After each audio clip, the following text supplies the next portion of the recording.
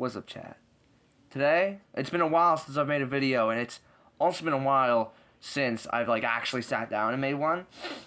I think it's the Malcazella Costa versus Arnold Allen Fight Night recap. I think that was the last one, and it's been a while since I've done anything that wasn't a recap or a predictions video. We'll try. I don't know. I didn't have anything for this week. I was gonna make a video talking about how boxing is terrible, and then I didn't do it. So we're just gonna make our UFC song yadong or yadong song. We do it backwards versus Deiveson Figueiredo. I'll say okay. We'll get to the fights first. Let's look at the prelims to see if there's anything decent on the prelims that I want to predict. Ray Cerulia versus Luis Guerrillo. Luis Guerrillo came in the UFC 10-0, I think it was, and now he's 11-3. He won his last fight. He got knocked out by Osborne. And I don't know what happened in his last two before after that, but he lost them. But he won his last fight. It was a really good one. I actually watched it. Wasn't it last week? Didn't he fight a week ago? He did. He fought 2 weeks ago. And he's fighting Ray Cerulia. Sorry to say, I think Ray Cerulia is going to win. I think he's a really good jiu-jitsu guy. He's kind of like a mid Tatsuro Taira in a way. But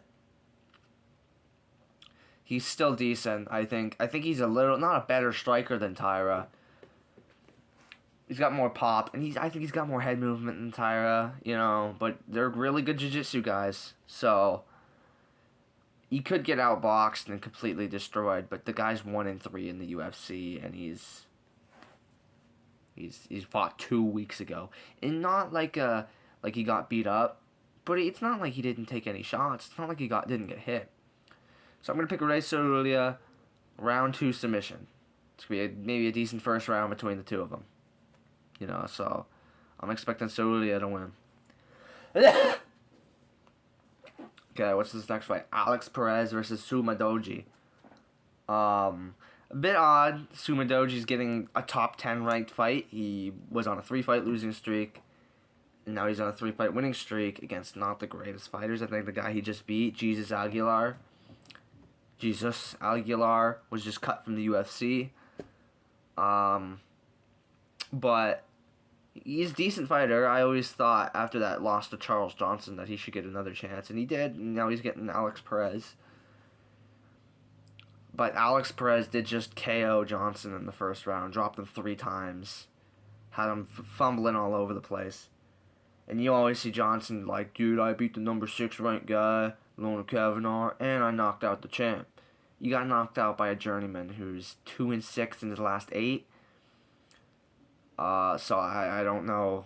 You can't. Yeah, good job. You beat the champion. You're not the champion. You won't be the champion. You beat the number 6 contender. You're not the number 6 contender. You won't be the number 6 contender. Almabayev. Now he could show Almabayev some decent things on the feet, but I think Almabayev's gonna win that. We're gonna get to that when that fight happens, though. I don't know when it happens. Did it happen in Azerbaijan? I think so. But this fight, I think Perez is just going to get it done, I think. He might knock him out. Maybe round 2, I feel like he'll be a bit more gritty than Charles Johnson, Sumadoji. So I think it's going to be a bit decent, more of a decent fight. But I think Perez is just going to get it done. He's on a bit of a comeback. How old is he? 34? I knew it. Yeah, I think he's just going to get it done like that. Bit of a tough first round, maybe. Jake Matthews versus Carlston Harris. Now, if I'm right, Carlston Harris's last fight was him getting knocked out by Santiago Ponzinibbio. He was supposed to fight Michael Chiesa, just to give Michael Chiesa that easy win. Alright, my phone's frozen. Oh, no, it's not. It just won't let me check his fights from 2025. For no reason. Oh, he lets me check the fights from 20... Oh, there we go. Yeah, he fought once in 2025, and he got knocked out by Ponzinibbio, who's like 1-4. So Jake Matthews is going to put a dusting on him. I think Jake Matthews got kind of robbed in his last fight against Neil Magny. You know, you can't, with 2 seconds left on the clock, you can't just go, fight's over, and tap the guy who has the guy in the submission. Go, fight's over, and tap him. And then when he gets up, and you realize that the guy on bottom isn't out, you can't just go, oh, well, fight's not over, guys. Even though I told you the fight was over, even though I told you to get off, I'm just going to keep this fight going. It's pathetic. Absolutely pathetic, I think. So I think this is going to be an easy dust-up, maybe a round 1 or 2 knockout for Jake Matthews. And then, what does he get after that? What do we think he gets after that? We'll make a video about that later. Matchmaking. We're going to make a matchmaking video after UFC China. And a recap video. 2 videos in for a treat. And we're going to be making our reaction videos. Ooh, this is a stacked main card, dude. Perez, Sumadoji, Jake Matthews, Carlson Harris. Like, this is... It's not like UFC 300. It's not some crazy card, you know. But this is a solid main card. Then we have Kaya Sakura versus Cameron Smotherman. Now, don't ask me why Cameron Smotherman keeps getting big fights against, like, big name opponents. Big name, like, mid-decent level opponents. Because if it would show me his fights, it would show me that... Okay, there we go. Oh, who did he lose to? Sydney. I swear he fought Jake Hadley. Okay, it doesn't matter. Sydney Cerny, he lost to. And then they gave him Ricky Simone, who's a decent level guy. And now they're giving him Asakura for no reason. I hope this fight happens, because I want Asakura to get a win, because he absolutely is going to beat Cameron Smotherman. Unless, I guess, Cameron has a better grappling game than him. So I'm picking Kaya Sakura by round 1 knockout. He's going to knock him out, maybe by flying knee. Maybe by, I think, a straight right hand might do it. I don't think this guy's the best chin. So I think Asakura is going to get it done. This is a very odd one. Talison Teixeira versus Sergey Pavlovich. Talison came to the UFC, beat Justin Tafa, and then they gave him Derek Lewis. Fine. Get him in, try to get him to the top. Fought Derek Lewis, got an early stoppage against him, by the way. Jason Herzog was at one point an amazing referee. Now he's terrible. He let this one fighter get knocked down like 11 times. And then only stopped the fight because, the doctor told him to. That's the only reason he stopped it. The doctor told him to stop it. That's it. But when Jared Cannonier is out on his feet a little and backing up, fight's over. Oh, Talison Teixeira is getting up after getting knocked down. Fight's over. He's a terrible referee. But then he loses to Derek Lewis. Beats Tai Tuivasa. Lewis Sutherland, I think his name is. 30-26 Tai Tuivasa and just dominated him everywhere. Talison Teixeira almost got knocked out in the 3rd round against this guy who's on like an 8 or 6 fight losing streak. Or 8 or 7 fight losing streak. And you think anyone's going to think he's going to beat Pavlovich? Absolutely not. He's going to dust... Pavlovich is going to dust him. I think he could just out-wrestle him. And I think everyone in the last 2 fights of Sergey, he fought Waldo and he fought Rosenstrike. This was a bit before Waldo was like a more known fighter. I think everyone was picking him by round 1 KO. I think he's going to KO Teixeira in the 2nd round. I think Teixeira is going to get gassed a little in the 1st. Maybe it's a competitive fight. But, I think he's just going to dust him like that. In the 2nd, he's going to knock him out. Another amazing fight, though. I know doesn't make much sense, but it's a good fight. It's a good fight to have on a fight night. Zhang Mingyang versus Alonzo Menafield. Now, we saw Zhang Mingyang, his leg kicks. He doesn't have a good leg durability. But I was scared going into that fight, thinking Johnny Walker was going to probably beat him, you know? But I was like, no. Zhang Mingyang's got this. He loses to Johnny Walker. But we know Johnny Walker's a good fighter. He doesn't fare well necessarily against some of these other guys, like these top guys who, if they know how to deal with you, it's kind of hard to rebel. It's kind of hard to do great against them, you know? But they can do it still. I don't know what I just said, but whatever. But he lost to Walker, and he didn't look great against Anthony Smith. He kind of just broke him, because it's like that to break Smith. But, you know, it's not a terrible win. But Lonzo's not good. He's slow. He got KO'd by Uzdemir himself in his last fight, I think.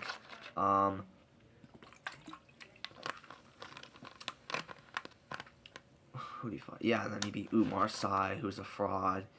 And then he beat Julius Walker, who's 1-2. For no reason, they gave him Justin Jacoby. I think they're giving him another decent fighter as well. I guess, just build names off of him. But I don't know, because I think Alonzo could just knock him out. Because who knows, Alonzo's just got that in him. We just start swinging. But I think Zhang Mingyang's got this, especially in China. He ain't gonna disappoint. So I think round 1 KO for Zhang Mingyang. Now to the main event. Yadong Song versus deiveson Figueiredo. I guess they're trying to get their China guys, some of their China guys, like Song Yadong, up higher for China market, you know, so he could be main eventing, or if they did a big event in China, they do that fight. But this is clearly just to try to give him a win. 1-3 deiveson is. His best wins Montel, or his one wins Montel Jackson, which Montel is not great. We just watched him lose to Raoni Barcelos, which Raoni's good, but he can't pull the trigger. And when you watch the Raoni fight, his one move is a straight right hand. That's all he had, was a straight right hand. And he almost won the fight in the first 20 seconds and then lost the next 2 rounds. But not a terrible one, I guess. But he lost to Sandhagen, Yan, and Umar. And I guess that's not terrible. But I don't rate Sandhagen that highly. But it's not that terrible. I'll give him that. And I also think Sung's a little overrated. He doesn't have any great wins. His best win, I'm pretty sure, is Chito Vera. Oh, it's Cejudo, I guess. But here's the thing. His 4... I don't know who he fought before. Who did he lose to? Who did he fight? Oh, he lost to Sandhagen. I don't know who he fought before Sandhagen. It might have been Marlon Vera. I don't know. Here, lost to Sandhagen. Beat Ricky Simone. Beat... Oh, he beat, I think he beat Marlon Moraes before Sandhagen. Okay, Marlon Moraes, who's on a 5-fight losing streak, lost to Sandhagen, beat Ricky Simone. Not a great win, necessarily, not if you're a top contender. Beat Chris Gutierrez, who isn't in the UFC, I don't think, anymore. Lost to Peter Yan. That was a main event, too. Lost to Peter Yan. Beat 4-fight losing streak Cejudo. And then lost to O'Malley. Yeah, he's having really close fights with these guys. It was 2-2 going into the 5th against Sandhagen. He lost 2-1 to Peter Yan, and he arguably beat O'Malley. Though he definitely didn't, because a takedown with 30 seconds of control doesn't win you a round. Sorry to say. But he's making it close with these guys. But he's not amazing. He's not just a killer. He's like, if you want to get into the top 5, you beat him. Because if you beat him, then you are top 5, 6, 7 type fighter, you know? So he's definitely a good fighter. But I don't think he's that top level. But what? How old is he? 27? 28. Is it 28? Yeah, 28. He's got 4 more years until he's like nearing the end in a sense. He's got 4 more years to improve and to be in his prime, to get better and better and better. And people say your prime's when you're 31, 32, 33. He's got 4 or 5 years until he's truly, you could say he's at his best. So he's got plenty of time. He'll probably outrun these guys. I mean, Sandhagen's 34 now, I think. Peter Yan's going to be gone in 5 years. Marav's going to be gone. O'Malley could be around. I don't think he will stick around until 34, though. And a lot of these top guys might not be in the division anymore. The only guy he's really going to be competing with is Umar. Because Umar is around the same age, I think. So, yeah, he's got plenty of time. He'll just end up running these guys out. So, at least there's that, right? But to get to the pick, I think Figgy's too old. He's 39, 38. He's got a big right hand, kinda. And Song's still a young kid with power, so we'll give it to Song. Song, 4th round TKO, KO, one or the other. I think he'll get it done later. I don't think at this point in Deiveson's career he can go 5 rounds. Umar is just terribly boring and can't get a finish, so that's why that fight didn't end in a finish. He's the king of holding you on the ground and doing jack shit with it. Pathetic fighter, really. That his last 2 fights were terrible. The best fight about the Batista fight was when Batista had him in a foot lock, or like a leg lock, and when Batista dropped him with a head kick. That was the best part of the fight. Umar did absolutely nothing in that fight. And then in the Figgy fight, it was just terrible. I think the best part of the Figgy fight is late in the 2nd round. Figgy just started walking him down and doing that and just throwing big right hands. And that nothing even really landed. I think one punch landed like right here. So it was nothing. It was just the most, oh my god, he's going to do something type moment. Because Umar's pathetic. And the Sandhagen fight wasn't amazing, if I remember it correctly. So, Umar, man. You know, terrible. But Song is going to win. 4th round KO, TKO. So, that's my pick for the fights. Goodbye.